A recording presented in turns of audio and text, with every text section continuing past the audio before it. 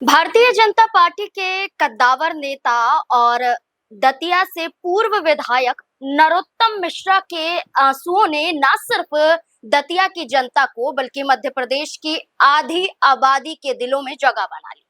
आधी आबादी को पिघला दिया। नरोत्तम मिश्रा के आंसुओं ने बताया कि उनके अंदर कितना दर्द है टिकट कटने का। उन्हें उम्मीद थी कि भारतीय जनता पार्टी उन्हें सुनहरा मौका देगी, लेकिन बीजेपी की पॉलिसी है कि जो चेहरे चर्चाओं में अक्सर रहते हैं उन्हें मौका ना देकर किसी नए चेहरे को मैदान में उतारती है। चाहे फिर वो चेहरा मुख्यमंत्री का हो, चाहे वो फिर चेहरा चुनाव में किसी उम्मीदवार का हो।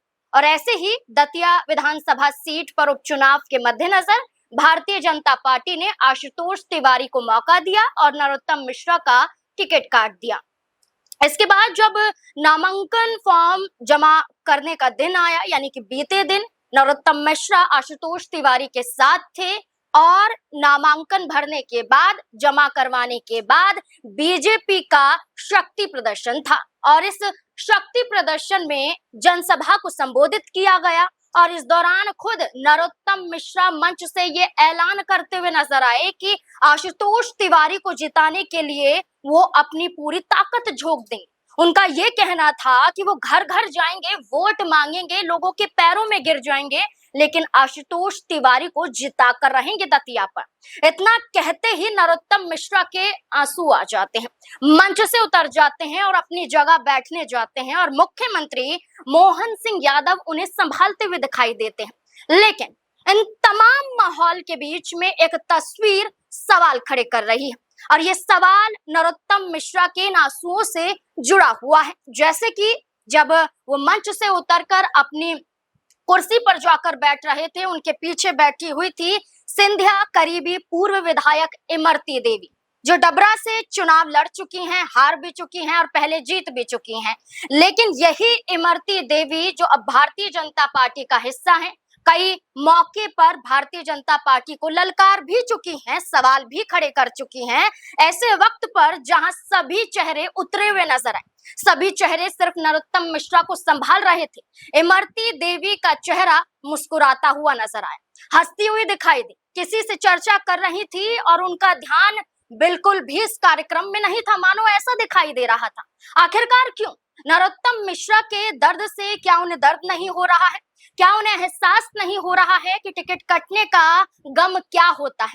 क्या उन्हें एहसास नहीं हो रहा है कि इतने लंबे समय से इंतजार ना सिर्फ नरोत्तम मिश्रा बल्कि कई ऐसे चेहरे कई पार्टियों में करते हैं, लेकिन जब वो दिन आता है और उस दिन पर आपको मौका ना मिले तो कैसा महसूस होता है?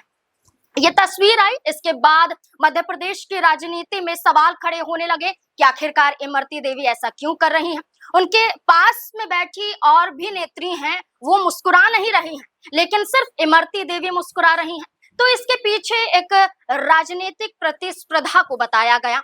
इमरती देवी डबरा से विधायक रह चुकी हैं, लेकिन 2023 के विधानसभा चुनाव में वो चुनाव हार जाती हैं। ये तक कहा जाता है कि जब तक कांग्रेस पार्टी में थी, डबरा से चुनाव जीत रही थी और जैसे ही भारतीय जनता पार्टी में आई, डबरा से चुनाव भी हारी, उपचुनाव में भी हारी और जो सिंधिया की करीबी कही जाती हैं, अब ना के बराबर वो नजर आती हैं। जबकि बीजेपी तवज्जो नहीं दे रही, सिंधिया खुद इतना महत्व इमरती देवी को नहीं दे रहे हैं, तो क्या ये एक और बड़ी वजह हो सकती है?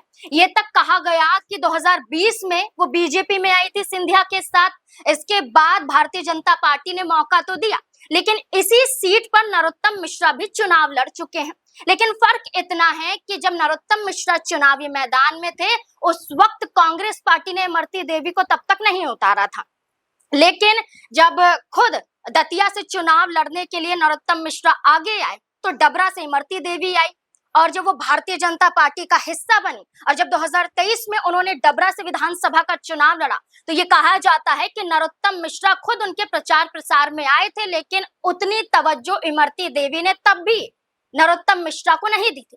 ये तक कहा जाता है कि 2022 के नगरीय निकाय चुनाव के दौरान भी एक बड़ा आरोप नरोत्तम मिश्रा पर इमरती देवी ने लगाया था, लेकिन इस सार्वजनिक मंच से कोई भी ये बहस नहीं देखी गई। कि नरोत्तम मिश्रा उनको कुछ कह रहे हैं या इमरती देवी कुछ कह रही हैं, लेकिन अंदर खाने ये चर्चा खूब होने लगी कि इमरती देवी नरोत्तम मिश्रा को पसंद नहीं करती हैं। इमरती देवी का ये मानना है कि उनकी वजह से डबरा पर वो चुनाव हारी हैं।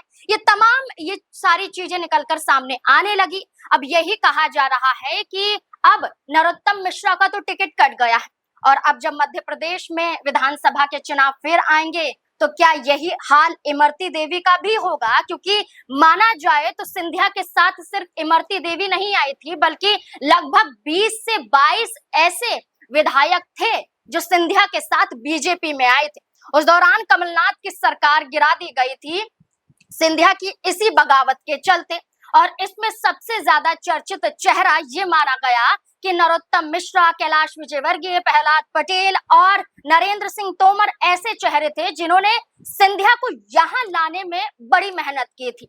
अब यही देखिए कि जहां नरोत्तम मिश्रा आगे कदम बढ़ा रहे हैं, उम्मीद जता रहे हैं, सहयोग कर रहे हैं, प्रचार प्रसार कर रहे हैं, लेकिन जब उन्हें मौका मिलना चाहिए था उन्हें मौका नहीं मिलता है और यही दर्द नजर आता है। नरोत्तम मिश्रा की बात करें तो 1990 में पहला विधानसभा का चुनाव उन्होंने डबरा से ही जीता था। 3 बार डबरा से विधानसभा का चुनाव जीत चुके हैं। इसके बाद आप ये देखिए कि 2008, 2013 और 2018 में भी वो विधानसभा का चुनाव दतिया से जीतते हैं और 2023 में उन्हें मौका तो मिलता है लेकिन हार जाते हैं। लेकिन इस बार मौके की उम्मीद थी लेकिन मौका नहीं मिलता है। इसके पीछे कई कारण बताए गए। आशुतोष तिवारी को लाने का मकसद भी बताया गया। ये तक कहा जाने लगा कि बीजेपी ने उम्मीदवार इसलिए बदला है क्योंकि नरोत्तम मिश्रा का कद लगातार बीजेपी में बढ़ता जा रहा था, इसलिए राज्यसभा चुनाव में नरोत्तम मिश्रा का नाम आगे नहीं किया था। इसी वजह से इस उपचुनाव में भी नरोत्तम मिश्रा का टिकट काटा गया। बीजेपी के कई नेता नाम न बताने की शर्त पर खुलासा करते हैं कि बीजेपी अंदर खाने में ही ये चर्चा चल रही थी कि अगर नरोत्तम मिश्रा को आगे किया जाता तो उनका कद शिवराज सिंह चौहान, ज्योतिरादित्य सिंधिया और खुद मुख्यमंत्री मोहन सिंह यादव के मुकाबले बढ़ जाता, जो आने वाले वक्त में मुख्यमंत्री कुर्सी तक पहुंचने के लिए एक अच्छा चेहरा माना जा सकता था, क्योंकि शिवराज सिंह चौहान के कार्यकाल में नंबर 2 के नेता मंत्री माने जाते थे नरोत्तम मिश्रा। अब ऐसे में आशुतोष तिवारी ने भी ये कह दिया कि नरोत्तम मिश्रा का टिकट तो कटा है लेकिन उनके ही बलबूते वो उपचुनाव जीतेंगे। वे उन्हें अपना पिता तुल्य बताते हुए नजर आते हैं। ये तक कहते हैं कि उन्हें भी ये जानकर अच्छा नहीं लगा कि नरोत्तम मिश्रा का टिकट कट गया, लेकिन ये जानकर अच्छा लगा कि नरोत्तम मिश्रा ने कोई ऐसा कदम नहीं उठाया जो बीजेपी के खिलाफ था। उन्होंने खुलकर कहा कि नरोत्तम मिश्रा मेरे साथ हैं और नामांकन फॉर्म भरने से पहले भी उनका ये कहना था कि वो हमारे साथ आएंगे और ऐसा ही हुआ।